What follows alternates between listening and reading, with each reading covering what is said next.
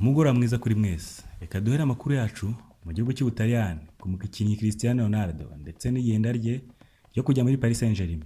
Dore ko ariyo makuru rwose ari kugenda acicikana muri ino minsi. Ibi ni nyuma y'uko corona ije, ubukungu bw'amakipe bugasubira hasi cyane, harimo na Juventus akinira. Ubu uyu mukinnyi asa nk'umutwaro rwose ndetse nk'umuzigo kuri iyi kipe. Kuri ubu ngubu Paris Saint-Germain yarongeye kuvugwa nk'ikipe yifuza uyu mukinnyi, dore ko na mbere y'uko yerekeza muri Juventus yari yaramwifuje cyane.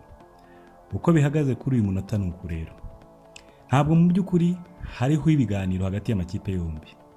Igihari nuko hari impande eshatu zibyumva kimwe ziri gushaka rwose ko ibi bintu byaza gucamo. Arizo Directeur Sportif wa Paris Saint-Germain Leonardo, wifuza ko Ronaldo yajya muri Paris Saint-Germain. Agent wa Ronaldo George Mendes, wifuza ko umukinnyi we yahindura ikipe.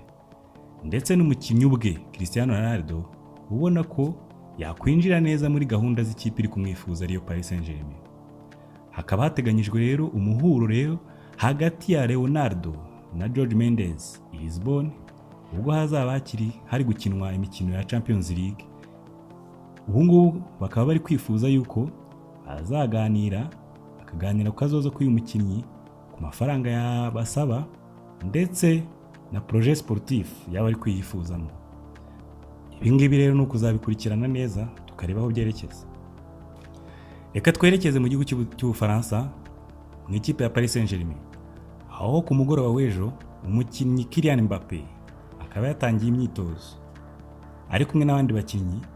Ibi ngibi bikaba byashimishije cyane abafana ba Paris Saint-Germain, kuko biri gutanga icyizere yuko nubwo ataboneka mu mikino ya kimwe cya kane, uyu mukinnyi ashobora kuzabafasha baramutse bakomeje mu mikino ya kimwe cya kabiri. Reka twerekeze mu gihugu cy'Ubudage, aho uyu mukinnyi Erling Haaland, umwataka ukomeye cyane w'umunyanorvege ukiniye ikipe ya Dortmund, akaba yamaze gucakira rwose nimero 9. Ni mu gihe Paco Alcacer wari uyifite atakibarizwa muri iyi kipe. Kuva sezitaha rero tukazajya dukurikirana uyu mukinnyi wa Dortmund, ku mugongo we handitseho nimero 9, ibitego akabiminuramo rwose.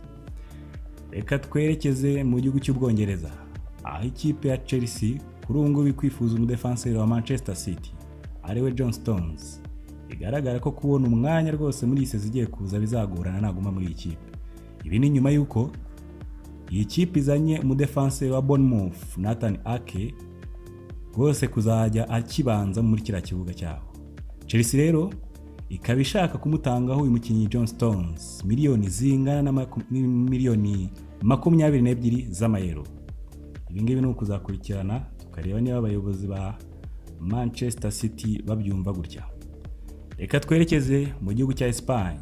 Muri iki gihugu cya Espagne, ikipe ya Villarreal itozwa n'umutoza mushya Unai Emery akaba yagiye muri Valence rwose, bagenda barumvikana kuri transfer ebyiri z'abakinnyi ba Villarreal, dore ko iyi Valence itazigera ikina imikino y'amarushanwa yo ku mugabane w'Uburayi, ariko Villarreal ikazabiriyo. Bahereye kuri kapiteni wabo Dani Parejo, aho rwose barangije kumvikana ko yazerekeza muri Villarreal, ndetse n'umukinnyi ukina hagati Francis Coquelin, benshi mu muzi mu gihugu cy'Ubwongereza kino ikipe ya Arsenal. Reka dusoza amakuru yacu y'uyu munsi twifuriza isabukuru nziza umukinnyi wa Manchester City Bernardo Silva kuri uyu munsi wujuje imyaka 26.